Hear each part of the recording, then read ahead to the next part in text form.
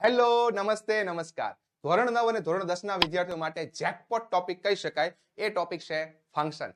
કારણ અંગ્રેજી ગ્રામરમાં સૌથી વધારે વેઇટેજ ધરાવતો કોઈ ટોપિક હોય તો એ છે ફંક્શન. અને તમે આ ફંક્શનમાં 9 માંથી 9 માર્ક્સ આરામથી મેળવી શકો છો. તો જેના માટે તમારે કેવા મુદ્દાઓ ધ્યાનમાં રાખવા એ બધા જ મુદ્દાઓને ધ્યાનમાં રાખીને આજનો સરસ મજાનો સેશન ડિઝાઇન કરેલો છે. મતલબ આજનો વિડીયો તમારા માટે જેકપોટ છે.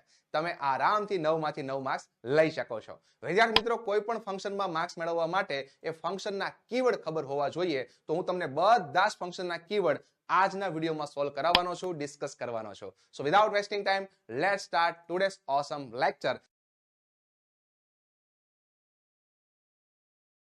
જેમાં સૌથી પહેલું ફંક્શન તમારી સામે છે સોલ્વિંગ એબિલિટી, જેના 3 કીવર્ડ છે કેન, કુડ અને એબલ ટુ.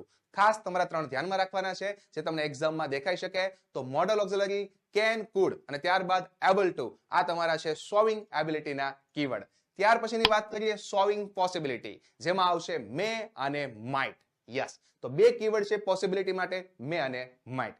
ત્યારબાદ ઓબ્લિગેશન, જેની અંદર આવશે શુડ અને ઓટ ટુ. તો આમાં પણ 2 જ કીવર્ડ છે, શુડ અને ઓટ ટુ એપ્લિકેશનના.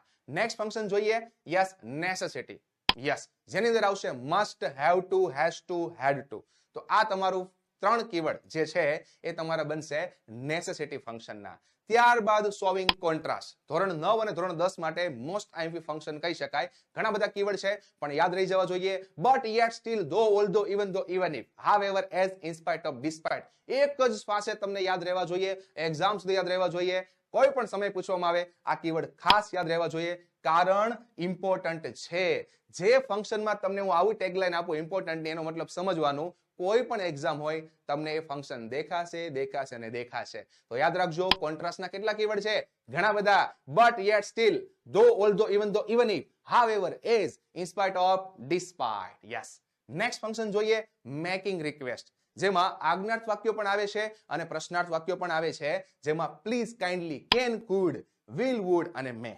જેમાં પ્લીઝ અને કાઇન્ડલી આજ્ઞાર્થ સ્વરૂપે હોય છે અને બાકીના તમને જે દેખાય છે એ હોય છે પ્રશ્નાર્થ સ્વરૂપે. તો આ રીતે મગજમાં યાદ રાખજો. તો મજા આવે છે? તો ખાસ વિદ્યાર્થીઓ, આ ફંક્શન પણ તમારા માટે એટલું જ મહત્વનું છે.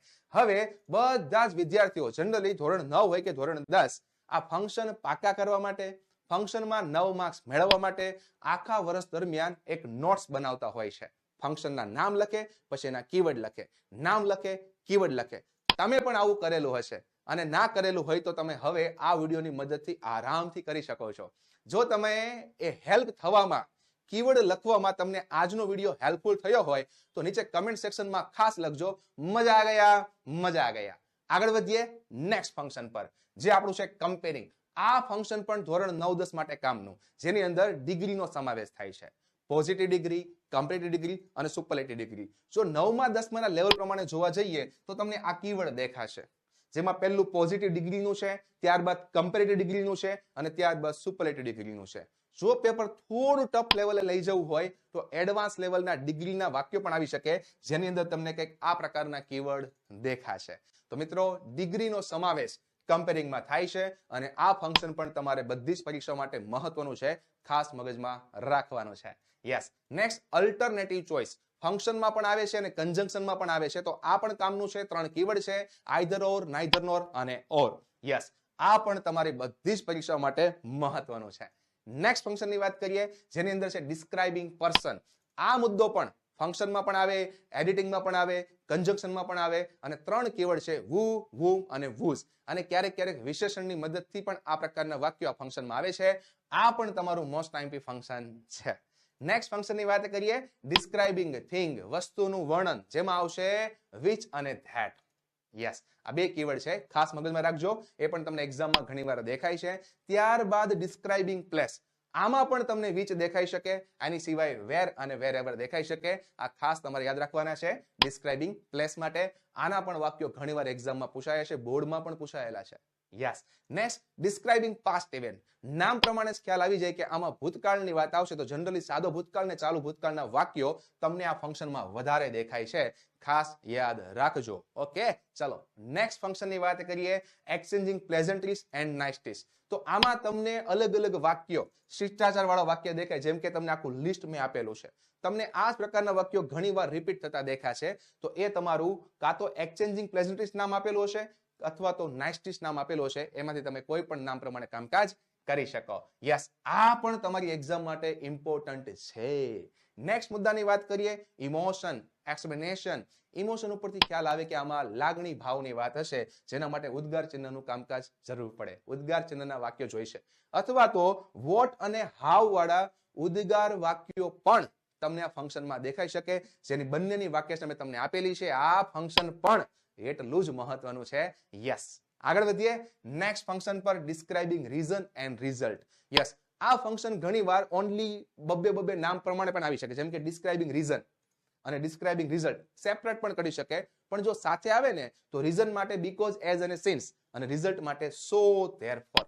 તો આ પ્રમાણે કીવર્ડ તમારે મગજમાં યાદ રાખી લેવાના છે. આ તમારું રીઝન એન્ડ રિઝલ્ટ. યસ, તો કારણ દર્શાવવા આવશે બીકોઝ, એઝ, સિન્સ, અને પરિણામ માટે આવશે સો અને ધેરફોર.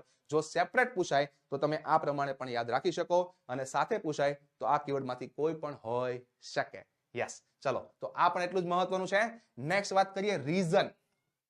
ખાલી રીઝન તરીકે પૂછાય તો ઘણા હું તમને એડવાન્સ શબ્દો આપું છું, કદાચ એ પણ તમારે ધ્યાનમાં રાખવાના. Because, as, since, why, on account of, due to. એની સિવાયના તમે બીજા બધા શબ્દો જે તમને સ્ક્રીન પર દેખાય છે એ તમને કારણ દર્શાવતા માટેના કીવર્ડ છે.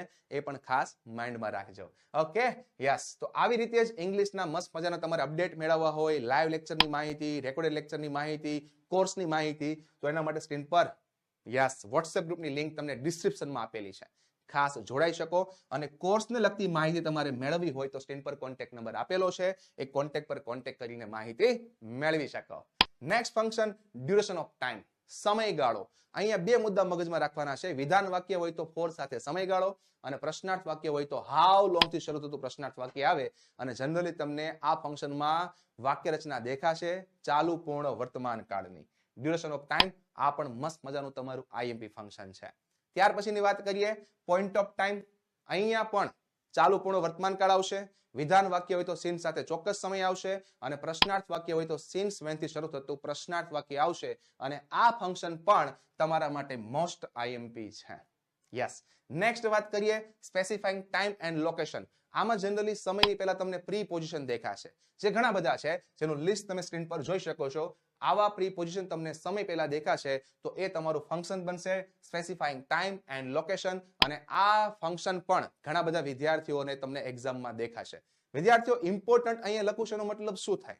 એક્ઝામમાં તો પૂછાય છે, પણ જેટલા બી ઓલ ઓવર ગુજરાતમાં શિક્ષકો છે એમને પણ આ ફંક્શનમાંથી જ ફંક્શનમાં વાક્ય બનાવવાનું મન થાય છે.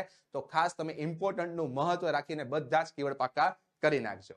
યસ, નેક્સ્ટ, ડિસ્ક્રાઇબિંગ પ્રોસેસ, જેમાં પ્રક્રિયા આવતી હોય. હવે પ્રક્રિયા માટે એક વાક્ય ના આવે, એક કરતા વધારે વાક્ય આવે, તો એવા ક્રિયાપદના મૂળ રૂપથી શરૂ થતા આજ્ઞાર્થ વાક્યો બે કે બે કરતા વધારે હોય, એવા કેસમાં ડિસ્ક્રાઇબિંગ પ્રોસેસ તમારું કીવર્ડ બનશે, અને એ તમારું ફંક્શન પણ આઈએમપી છે. Yes, next, expressing frequency of action. Generally આ ફંક્શન સાદા વર્તમાન કાળમાં આવે છે, અને સાદા વર્તમાન કાળના જે ક્રિયા વિશેષણો કહેવાય, જે સાદા વર્તમાન કાળની ઓળખ આપતા ક્રિયા વિશેષણ છે, એ બધા જ તમને દેખાઈ શકે, અને સાદો વર્તમાન કાળ તમને દેખાઈ શકે. આ ફંક્શન પણ ઘણીવાર જોડકામાં ખાસ પૂછાતું હોય છે, તો આ પણ તમે માઇન્ડમાં રાખજો. સેમ એના જેવું મેનર ઓફ એન એક્શન. આ જનરલી સાદો વર્તમાન કાળ, સાદા ભૂતકાળમાં દેખાય, પણ આમાં ક્રિયા વિશેષણ કેવા હોય? જનરલી એલવાય વાળા હોય. યસ, અને ક્રિયા વિશેષણ એલવાય વાળા વધારે દેખાતા હોય છે. તો આ પણ મુદ્દો તમારે મગજમાં રાખવાનો છે. મેનર ઓફ એન એક્શન, આ પણ એક્ઝામમાં દેખાતું હોય. નેક્સ્ટ, ડિસ્ક્રાઇબિંગ પ્રોસેસ, જેમાં પ્રક્રિયા આવતી હોય. હવે પ્રક્રિયા માટે એક વાક્ય ના આવે, એક કરતા વધારે વાક્ય આવે, તો એવા ક્રિયાપદના મૂળ રૂપથી શરૂ થતા આજ્ઞાર્થ વાક્યો બે કે બે કરતા વધારે હોય, એવા કેસમાં ડિસ્ક્રાઇબિંગ પ્રોસેસ તમારું કીવર્ડ બનશે, અને એ તમારું ફંક્શન પણ આઈએમપી છે. Yes, next, expressing frequency of action. Generally આ ફંક્શન સાદા વર્તમાન કાળમાં આવે છે, અને સાદા વર્તમાન કાળના જે ક્રિયા વિશેષણો કહેવાય, જે સાદા વર્તમાનકાળની ઓળખ આપતા ક્રિયા વિશેષણ છે એ બધા જ તમને દેખાઈ શકે અને સાદો વર્તમાનકાળ તમને દેખાઈ શકે. આ ફંક્શન પણ ઘણીવાર જોડકામાં ખાસ પૂછાતું હોય છે, તો આ પણ તમે માઇન્ડમાં રાખજો. સેમ એના જેવું મેનર ઓફ એન એક્શન. આ જનરલી સાદો વર્તમાનકાળ સાદો ભૂતકાળમાં દેખાય, પણ આમાં ક્રિયા વિશેષણ કેવા હોય? જનરલી એલવાય વાળા હોય. યસ, અને ક્રિયા વિશેષણ એલવાય વાળા વધારે દેખાતા હોય છે. તો આ પણ મુદ્દો તમારે મગજમાં રાખવાનો છે. મેનર ઓફ એન એક્શન આ પણ એક્ઝામમાં દેખાતું હોય. નેક્સ્ટ નંબર વાંચીને તમને ખ્યાલ આવી ગયો છે કે હાઉ મેની ની વાત કરવાની છે. યસ, હાઉ મેની થી શરૂ થતું પ્રશ્નાર્થ વાક્ય આવશે આસ્કિંગ અબાઉટ નંબરમાં. નેક્સ્ટ આસ્કિંગ અબાઉટ ક્વોન્ટિટી, જથ્થો, જેના માટે આવશે હાઉ મચ. તો હાઉ મચ થી શરૂ થતા પ્રશ્નાર્થ વાક્ય આવશે આસ્કિંગ અબાઉટ ક્વોન્ટિટીમાં. નેક્સ્ટ વાત કરીએ આસ્કિંગ અબાઉટ ડિસ્ટન્સ, અંતરની વાત આવે એટલે WH ક્વેશ્ચન એક જ છે, હાઉ ફાર. તો યાદ રાખજો, ડિસ્ટન્સ ની વાત આવે ત્યારે હાઉ ફાર થી શરૂ થતું પ્રશ્નાર્થ વાક્ય આવશે. યસ, મસ્ત મજાનો આ પણ તમારા માટે એક વિડીયો ડિઝાઇન થયેલો છે. એક જ વિડીયોમાં તમારે કીવર્ડની સાથે સાથે કીવર્ડની બધી જ વાક્ય રચના સમજવી હોય તો તમે આ વિડીયોની મદદથી પણ તમારો કોન્ફિડન્સ વધારી શકો છો, જેની લિંક ડિસ્ક્રિપ્શનમાં આપેલી છે.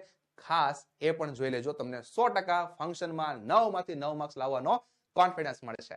યસ, ત્યારબાદ જોઈએ અમુક એવા ફંક્શન જે તમારે યાદ રાખવાના પણ ઓછા પૂછાતા હોય છે. જેમાંનું એક છે પ્રપોઝલ, દરખાસ્ત મૂકવાની વાત આવે એટલે લેટસ વાળા વાક્યો આવશે. આ પણ મગજમાં યાદ રાખજો. નેક્સ્ટ રિપોર્ટેડ સ્પીચ, જે તમે ડાયરેક્ટ ઇનડાયરેક્ટ શીખો છો એનું જ વાક્ય તમને દેખાય આ ફંક્શનમાં, તો એ તમારા થઈ જશે રિપોર્ટેડ સ્પીચ. જેના માટે તમે રિપોર્ટિંગ વર્બ અને સંયોજક જે તમારા અલગ અલગ વાક્યના પ્રકાર પ્રમાણે આવતા હોય છે એ તમારે ખાસ યાદ રાખવાના, એટલે તમારું કામકાજ રિપોર્ટેડ સ્પીચનું પણ આસાનીથી ક્લિયર થઈ જાય. સેમ એક એવો જ મુદ્દો સોલ્વિંગ પર્પસ, જે પણ ઓછું પૂછાતું હોય છે પણ કીવર્ડ ખાસ મગજમાં રાખજો. So that, in order that, in order to, with a view to અને ફોર. જનરલી આ ફંક્શન 11 અને 12મા ધોરણમાં વધારે પૂછાય છે, પણ છેલ્લા અમુક સમયથી આના અમુક કીવર્ડની મદદથી વાક્યો એક્ઝામમાં દેખાઈ શકે છે, એટલે ખાસ આના કીવર્ડ પાકા કરજો. નેક્સ્ટ શોવિંગ કન્ડિશન, 11મા અને 12મામાં ડિટેલમાં છે, પણ 9મા 10મામાં માત્ર એક જ વાક્ય રચના છે અને કીવર્ડ ખાસ મગજમાં રાખજો. ઇફ અને અનલેસ એ શરત દર્શાવવા માટેના કીવર્ડ છે, મતલબ સોવિંગ કન્ડિશનના. યસ, ત્યાર પછીની વાત કરીએ. યસ, તો હવે તમે 100% 9 માંથી 9 માર્ક્સ મેળવવાનો કોન્ફિડન્સ અને કીવર્ડ પાકા કરવાનો કોન્ફિડન્સ આજના વિડીયોની મદદથી ક્લિયર કરેલો હશે. રિયલમાં ક્લિયર થઈ ગયો હોય, વિડીયો કેવો લાગ્યો, સમજાવટ કેવી લાગી, પ્રેઝન્ટેશન કેવી લાગી, એ તમે ખાસ નીચે કમેન્ટ સેક્શનમાં જણાવી શકો છો. તમારી કમેન્ટ કંઈક ને કંઈક નવું કામકાજ કરવા માટે મોટિવેટ કરતી હોય છે, તો ખાસ કમેન્ટ આપજો અને આવી રીતે મળતા રહીશું, નવા ટોપિક ડિસ્કસ કરતા રહીશું. Thank you.